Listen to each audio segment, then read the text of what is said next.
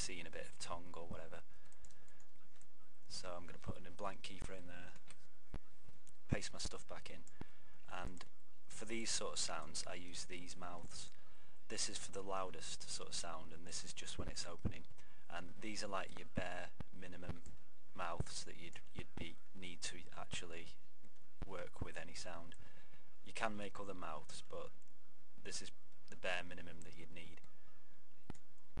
So I'm putting in that mouth there, and it will also be that sort of size before it finishes. So I'm going to insert a keyframe at the end here.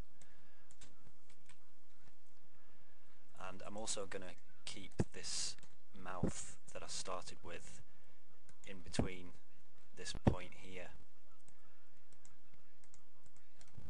just to give a bit more of an effect to the actual speech at that point.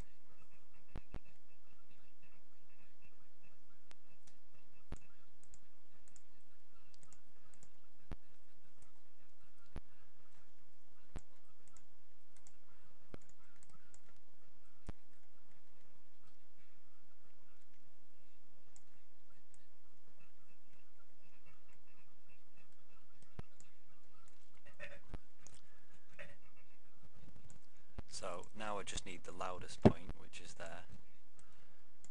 So my remaining 3 mouths, which I'm going to use now.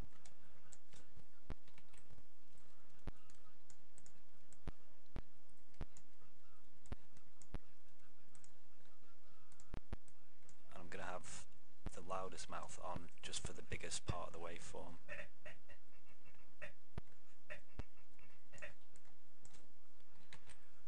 Probably wondering about the 2 remaining mouths now, what they stand for. Now in this circumstance I probably won't need this tongue one, but I'll put it in here for effect. This is basically for when you're saying the or L sound effects, and this little O shaped mouth is for oohs, and when you'd say like roll for instance, and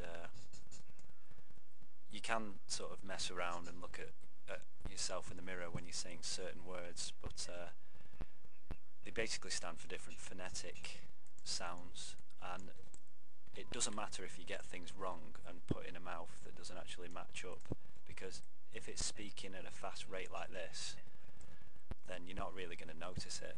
And I find that it's good to use a range of mouths, because then the speech just looks that much more expressive. So now I'm just copying and pasting basically.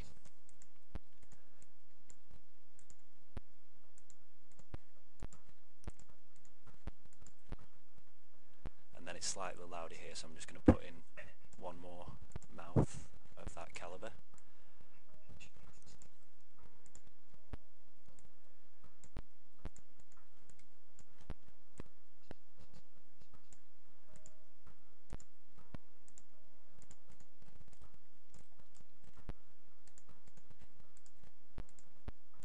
Now this is literally one word, but the fact that I've got these keyframes set up now just means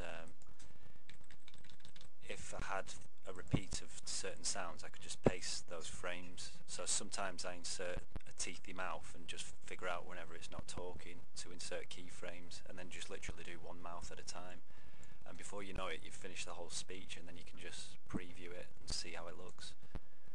So that's set up now, hopefully it won't be too abysmal.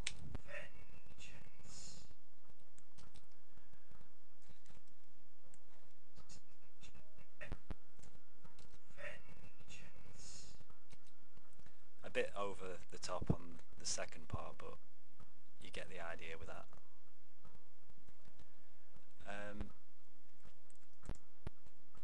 Right. I've been talking at some length about character libraries, and I consider these important for the same reason as the mouth library sets, because it basically just saves you time. Generally speaking, you need views from the front, behind and side, and then you need an in-between body position in between the front, side and back.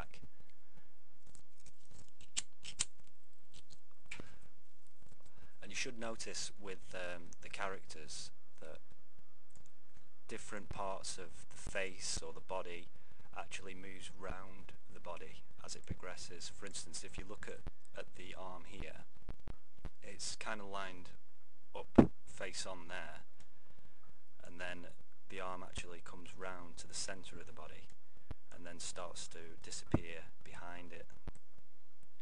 And then if we look at the face, the nose is face on here, eyes face on, mouth face on, ears on the outer edges.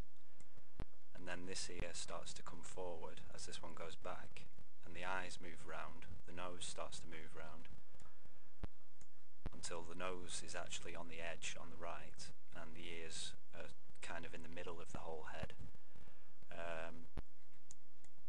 And then you can see the other ear starts to come round as they line up on a sort of parallel view of the first image. It's kind of like a mirror image.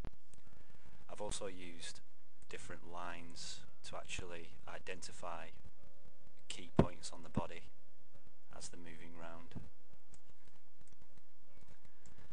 So generally speaking, when you're dealing with a character, you need to make each different body part that rotates differently to the rest.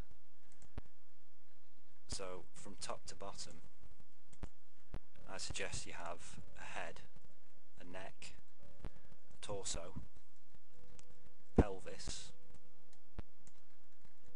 shoulder, bicep, elbow. The elbow could be joined to the bicep, but I think it's better if it's separate. Forearm or wrist, and fist. Remember, you need 2 of each of these. And then on the lower body, the lower limbs, we've got the thigh, the knee, the calf and the feet. And on this specific character I've also got separate symbols for the mouth, beard, iris, brows and pupils. So if you assume that I've created my character and I've put all the separate components in their own symbols, which are stored in the library, and my character's set up, such as Law here or Kenshiro here, I've got the stuff that would be on top normally, such as the arms, which come in front here, and then the feet are actually behind everything. So it's arranged in the manner that it would actually look like, as if it was arranged in layers. And then you could actually select all the separate symbols, which have all their separate points of rotation, and then you could go to modify, timeline, and distribute to layers, and that will put each symbol in its own layer according to their position in how you've arranged the layers on the main character. So you can see here I've got literally each symbol lined up in its own layer, and I was able to do a simple walk cycle from a front view. And in this instance, the starting position is where the feet are prone and the arms are by the side, and as he moves one leg towards the camera, this arm moves back, and then the opposite arm coming forward is paralleled with the opposite leg moving backwards. So on its basic level, it's this foot, like whole leg sliding forward, and this one moving back, and the opposite with the arms. But there's a slightly more crucial step involved when it's actually making the walk, because when it's actually bringing the leg forward, it needs to raise the foot off the ground, because it's planting the foot before it comes down into a prone position. You don't have to worry about the leg that's moving backwards, because that in real life would be sliding across the ground. So you'll notice the left leg, it rises up and then it comes back down when it's sliding forward, and then it moves backwards in a normal slide.